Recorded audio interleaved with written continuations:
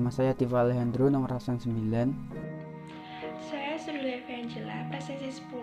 Kami dari kelompok 5 akan menjelaskan mengenai sistem saraf pusat atau SSP. Silahkan disimak videonya dan semoga bermanfaat bagi kita semua. Sistem saraf pusat.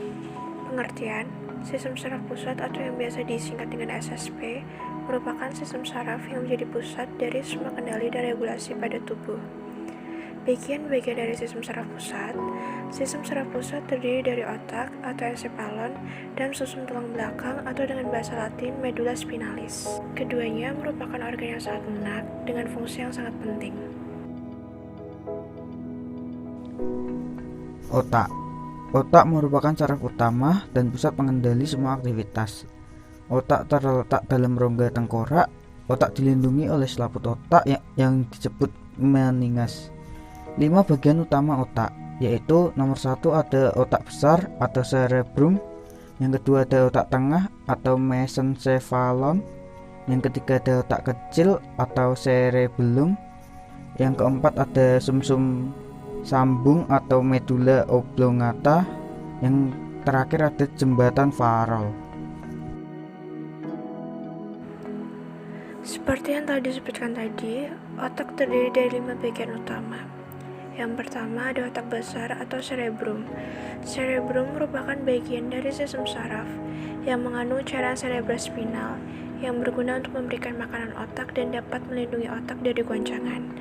Di dalam otak besar juga terdapat banyak pembuluh darah yang berguna untuk memasuk oksigen. Yang kedua ada otak tengah atau mesencephalon. Otak tengah merupakan bagian atas batang otak, terletak di otak kecil dan jembatan Farol. Otak tengah mengandung pusat-pusat yang mengendalikan keseimbangan dan serabut saraf yang menghubungkan bagian otak belakang dan bagian otak depan. Yang ketiga, ada otak kecil atau cerebellum. Pada bagian ini berfungsi sebagai pusat koordinasi gerakan antar otot yang terjadi secara sadar, seimbang dan posisi tubuh. Dengan kata lain, otak kecil ini ialah pusat keseimbangan dari tubuh. Yang keempat, ada sumsum sambung atau medulla oblongata. Bagian ini berfungsi untuk mengatur suhu tubuh, pengendali muntah, dan pengatur beberapa gerakan refleks seperti batuk, bersin, dan berkedip. Selain itu juga, sumsum ini berfungsi untuk pusat pernafasan. Yang kelima, ada jembatan Farol. Jembatan Farol berisi serabut saraf yang menghubungkan lobus kiri dan kanan otak kecil, serta menghubungkan otak kecil dan korteks otak besar.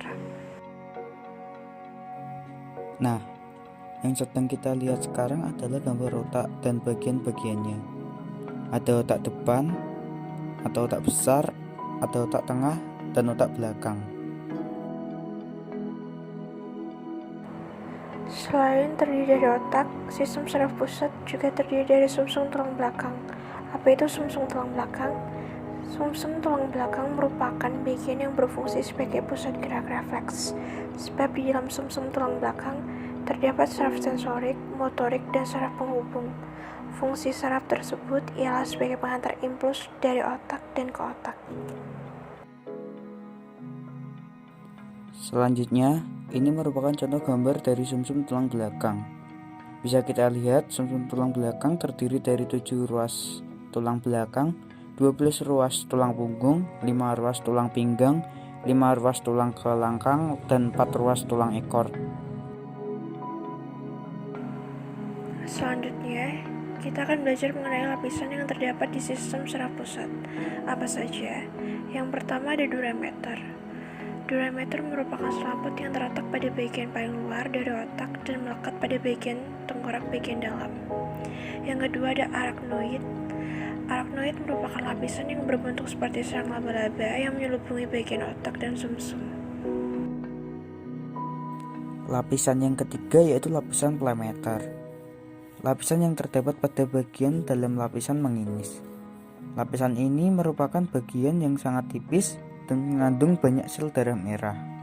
Dan lapisan yang keempat yaitu ruang subarachnoid, ruangan yang berisi cairan yang berguna untuk melindungi otak.